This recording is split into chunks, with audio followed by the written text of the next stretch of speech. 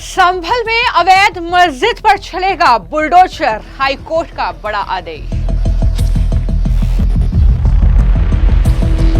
Allahabad high court ने मुस्लिम पक्ष की याचिका को किया खारिज। संभल में अवैध निर्माण पर योगी का बुलडोजर एक्शन रहेगा जारी। उत्तर प्रदेश के संभल में अवैध मस्जिद के ध्वस्तीकरण के मामले में इलाहाबाद हाईकोर्ट ने बड़ा फैसला सुनाया है। दरअसल मस्जिद कमेटी को बड़ा झटका देते हुए हाईकोर्ट ने मुस्लिम पक्ष की याचिका को खारिज कर दिया है। यह बड़ी जानकारी है। हाईकोर्ट ने बुलडोजर एक्शन पर दरअसल ध्वस्तीकरण के इस कार्य पर रोक लगाने से साफ तौर पर इनकार कर दिया है। इसका मतलब साफ है कि संभल में जो अवैध निर्माण के खिलाफ सीएम योगी का बुलडोजर गरज रहा है, वो बुलडोजर एक्शन जारी रहेगा। किसी भी तरह का कोई विरोध नहीं हो सकता है, क्योंकि हाईकोर्ट ने मुस्लिम पक्ष की याचिका को खारिज कर दिया है। बता दें कि पहले धर्मपुरा मस्जिद और सरकारी जमीन पर बने अवैध निर्माण के खिलाफ ध्वस्तीकरण की कार्रवाई जारी है। 2 अक्टूबर को मैरिज हॉल और मदरसे को जमींदोज कर दिया गया था, वो जानकारी मैंने आपको दी थी। वहीं अवैध मस्जिद पर भी कार्रवाई जारी है। 4 दिन की मोहलत मांगी गई थी और जब वो मोहलत पूरी हो गई तो जो कमेटी के ही लोग थे वही दरअसल मस्जिद को तोड़ना उन्होंने शुरू कर दिया। हालांकि ये कार्रवाई बहुत धीरे हो रही थी, क्योंकि रिक्वेस्ट की गई थी हाईकोर्ट में कि जल्द से जल्द इस याचिका पर सुनवाई हो, लेकिन हाईकोर्ट में जब ये सुनवाई हुई तो मुस्लिम पक्ष को यहां पर बड़ा झटका लगा है, क्योंकि इलाहाबाद हाईकोर्ट ने उनकी याचिका को ही खारिज कर दिया है। अब इस ध्वस्तीकरण के आदेश के मामला जब इलाहाबाद हाईकोर्ट की चौखट पर पहुंचा तो संभल की गोसलवरा मस्जिद कमेटी ने याचिका जो दाखिल की थी उससे दरअसल खारिज कर दिया गया। हालांकि प्रशासन की तरफ से मस्जिद कमेटी पर आरोप है कि यह मस्जिद तालाब की जमीन पर बनाई गई है, जो जानकारी बार बार डीएम एसएसपी के जरिए भी दी गई। कोर्ट ने याचिका खारिज करते हुए ध्वस्तीकरण पर रोक लगाने के लिए याची को ट्रायल कोर्ट में अपील दाखिल करने का निर्देश भी दिया है। हाई कोर्ट में लगातार आज दूसरे दिन छुट्टी के दिन अर्जेंट बेंच बैठी और इस मामले की सुनवाई की गई। उसने शुक्रवार की सुनवाई में मस्जिद की जमीन से जुड़े दस्तावेज मांगे थे। याचिकाकर्ता के अधिवक्ता अरविंद कुमार त्रिपाठी के मुताबिक कोर्ट की हस्तक्षेप के बाद उन्हें ध्वस्तीकरण का आदेश भी मिला है। बगैर ध्वस्तीकरण आदेश दिए मस्जिद के ध्वस्तीकरण की कार्रवाई की जा रही थी। ये तमाम बातें उनकी तरफ से कही गई है। यानी सीधे तौर पर हाईकोर्ट ने अब इस अवैध मस्जिद के ध्वस्तीकरण का आदेश भी प्रशासन को दे दिया है। यानी अभी तक जिस मस्जिद पर खुद उस मस्जिद कमेटी के लोग हथौड़ा चला रहे थे, अब किसी भी वक्त बुलडोजर से उस मस्जिद को भी ध्वस्त किया जा सकता है। जैसा कि मैंने आपको बताया कि पहले धर्मपुरा की मस्जिद को ध्वस्त किया गया और उसके बाद संभल के राया बुजुर्ग गांव में ये तालाब की जमीन है जिस पर अवैध निर्माण करके ये जो मैरिज हॉल है, मदरसा है, जो ये मस्जिद है, ये बनाई गई थी। मदरसा और मैरिज हॉल को पहले ही ध्वस्त कर दिया गया था। हालांकि इससे तमाम लोग बौखलाए हुए थे और वो कह रहे थे कि हमने हाई कोर्ट में याचिका दायर की है, हाई कोर्ट में मामला लंबित है। इस तरीके से प्रशासन ने बिना नोटिस दिए ये कार्रवाई की है। ये तमाम बातें उनके जरिए कही जा रही थी। एक सरकारी जमीन के ऊपर एक विवाद है जी, विवाद के ऊपर हमने प्रशासन ने कार्रवाई करी है। कार्रवाई होते हुए 4-10 दिन का समय लिया हमने, उसके अनुसार हमने हाथ से उतारने की वो करी है। प्रशासन मान गया हमारी बात को, हम हाथ से उतार रहे। इसमें नमाज हुई थी? हाँ, नमाज हुई है। नमाज तो हर टाइम की हो रही है जी, नमाज तो हर टाइम। हाँ, ये हमारी प्रक्रिया चल रही है तोड़ने की, हम हाथ से तोड़ रहे हैं इसे। कितने लोग लगाए? लोग काफी यहाँ लग रहे हैं। देखो साहब, लोग ही लोग लग रहे हैं, लोग ही लोग लग रहे हैं। देखो चल रही है तोड़ाई। आज तोड़ा जाएगा पूरा? हाँ, पूरा दिन ही तोड़ रहे हैं। कल भी तोड़ी थी, आज भी तोड़ेंगे। तोड़ रहे हैं, देखो तुम्हारे सामने ही तोड़ रहे हैं। कुछ नहीं, अभी नमाज जुमा हुई है, जुमे की नमाज। आप कौन है, इमाम है कौन? हाँ, हम इमाम साहब इस मस्जिद के। कितने साल से इमाम?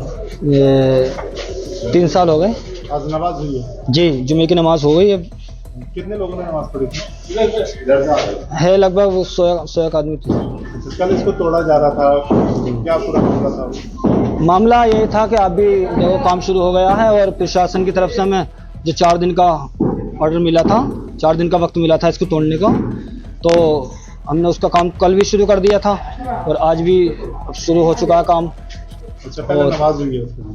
हाँ, मतलब नमाज के लिए काम रोक दिया गया था और नमाज के बाद फिर जो है तो सुबह से नहीं तोड़ा गया था, अब तोड़ा गया? हाँ, मतलब उसका नमाज की तैयारी की वजह से सुबह नहीं तोड़ा गया? हाँ, तो अब तोड़ना शुरू करेंगे, कर दिया है लोगों ने। कितने लोग लगाए गए?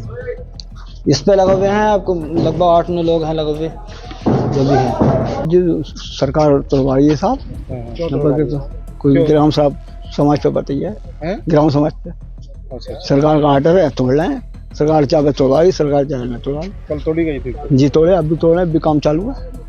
तोड़ा जा रहा है? जी हाँ, कितने लोग लगे हैं इसमें? तोड़ने में इसे पूरा मोहल्ले तोड़ा, पूरे गाँव की है, सब समाज की है। किसी मस्जिद में नमाज पढ़ के आ रहे हो? जी, क्या नाम है इसमें? जो नाम गोसलवाड़ा। जी हाँ। क्या नाम है आपका? हाँ, क्या नाम? मोहम्मद यूसुफ। आज नमाज हुई है, कितने बजे की नमाज हुई? 1 बजे हुई है। 1 बजे हुई है। कितना टाइम चलती है? पूरे दुआ भी की हुई होगी? 1 घंटे करीब। क्या क्या दुआ में पढ़ा है कुछ? जो पढ़ा है वो चीज पढ़ी है, और क्या पढ़ा, नमाज पढ़ी है। कल इसको खुद तोड़ा गया? हमारी जानकारी में नाम बाहर। लेकिन यहाँ पर तो हाईकोर्ट से ही उन्हें बड़ा झटका लगा है। लगातार संभल में इस तरीके का बुलडोजर का कहर जो है वो देखने को मिल रहा है। दरअसल ध्वस्तीकरण के खिलाफ जो याचिका इलाहाबाद हाईकोर्ट में पहुंची, उसको सुनवाई के दौरान दोनों पक्ष को सुनने के बाद याचिका को हाईकोर्ट ने खारिज किया है। हाईकोर्ट में दाखिल याचिका में मस्जिद, बारात घर और अस्पताल के खिलाफ पारित ध्वस्तीकरण आदेश पर रोक लगाने की मांग की गई थी। याचिका पर जस्टिस दिनेश पाठक की सिंगल बेंच में सुबह 10 बजे सुनवाई हुई। मसाजिद शरीफ, गोसुल बारा, रावा बुजुर्ग और मस्जिद के मुतवल्ली मिंजर की ओर से याचिका दाखिल की गई है। हाईकोर्ट में याचिका दाखिल कर अर्जेंट बेसिस पर सुनवाई की मांग की गई थी। मस्जिद पक्ष की ओर से दलील दी गई कि बारात घर को ध्वस्त कर दिया गया है। संभल में रावा बुजुर्ग में एक मस्जिद शरीफ को ध्वस्त करने के लिए आदेश सरकार की ओर से दिया गया था, जो दशहरा के दिन 2 अक्टूबर को ध्वस्तीकरण की कार्रवाई के लिए बुलडोजर वहां उपस्थित हुआ। अर्जेंट बेसिस पर हम लोग तुरंत रात 9 बजे माननीय उच्च न्यायालय में उपस्थित हुए। Under chapter 5 rule 11 high court rules 15 घंटे पूरी रात भर में कोर्ट के परमिशन से फाइलिंग रिपोर्टिंग करते हुए ऑनरेबल चीफ जस्टिस ने स्पेशल कोर्ट का गठन किया और ऑनरेबल जस्टिस दिनेश पाठक साहब ने कल मामले की सुनवाई किया। मामले में हमारा जो पहला आधार ये था कि जिस आदेश से मस्जिद ध्वस्त की जा रही है, उस आदेश की कॉपी आज तक हमें उपलब्ध ही नहीं कराई जा सकी है और लिमिटेशन पीरियड हमारा बीत चुका है। माननीय न्यायालय के निर्देश पर कल आदेश की कॉपी हमें उपलब्ध कराई गई और उस आदेश के अवलोकन के बाद ये बात समझ में आई कि माननीय सर्वोच्च न्यायालय के द्वारा 2024 में डिमोलिशन से संबंधित दिए गए लीडिंग केस के डायरेक्शंस का पालन नहीं किया गया था और इस प्रकार से वो अपील के लिए एक फिट मैटर है। तो आज मैंने माननीय उच्च न्यायालय से आग्रह किया कि हमको अपील फाइल करने और अपील फाइल करने, चूंकि लिमिटेशन बीत गया था, अपील फाइल करने और अपील फाइल करने के लिए के साथ ही ध्वस्तीकरण की कार्रवाई को रोकने के लिए स्टे एप्लीकेशन देने की अनुमति दिया जाए और कोर्ट ने आज हमको ये परमिट किया। हम मंडे को ये अपील फाइल लोअर कोर्ट में कर रहे हैं और चूंकि हमारे रिक्वेस्ट पर यह अल्टरनेटिव रेमेडी की प्रार्थना स्वीकार की गई है, तो फिलहाल मामला हाई कोर्ट के स्तर पर अंतिम रूप से निस्तारित है। अब आगे क्या होगा इसमें? मंडे को हम अपील फाइल करने जा रहे हैं 3 आधारों पर। पहली बात कि ये अवैध हमारा कब्जा कहा जाना गलत है और दूसरी बात यह कि पूरी कार्रवाई सरकार के स्तर से सुप्रीम कोर्ट के निर्देशों के विपरीत है, इसलिए वो कंटेम्प्ट की कार्रवाई में आता है। हम कंटेम्प्ट की कार्रवाई भी कर रहे हैं अधिकारियों के खिलाफ। और तीसरी और अंतिम यह कि सरकार के द्वारा इस आदेश को पारित करा करके दशहरा के दिन का इंतजार करना, मस्जिद को ध्वस्तीकरण के लिए बुलडोजर दशहरा के दिन खड़ा कर देना,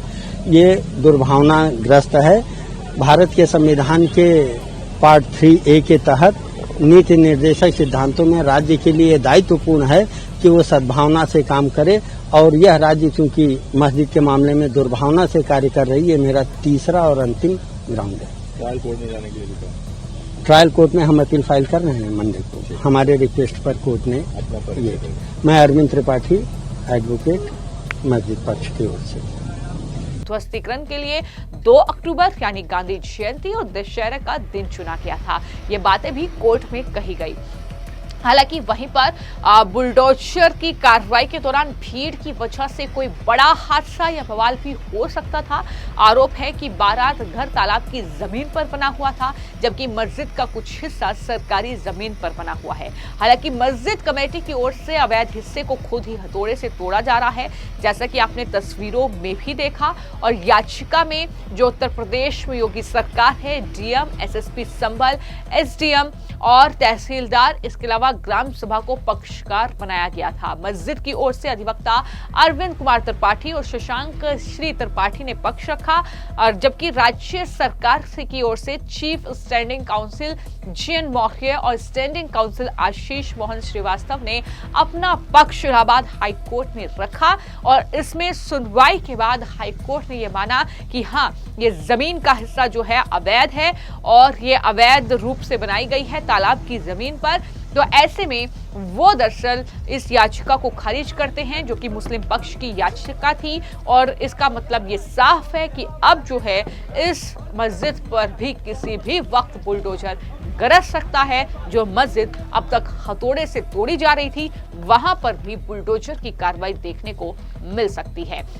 और कहीं ना कहीं हाई कोर्ट का जो ये फैसला है, ये उन विपक्षी नेताओं के लिए भी जवाब है, चाहे वो अखिलेश यादव हो, चाहे वो असदुद्दीन ओवैसी हो, जो लगातार इस बुलडोजर एक्शन पर सवाल उठा रहे थे और इस तरीके से इन कब्जाधारियों के बचाव में उतरे हुए थे। तो फिलहाल हाईकोर्ट ने ये बड़ा आदेश देते हुए योगी सरकार को एक तरीके से बड़ी जीत उनकी हुई है, लेकिन वहीं पर मुस्लिम पक्ष को एक बड़ा और करारा झटका हाईकोर्ट से इस मामले में लगा है।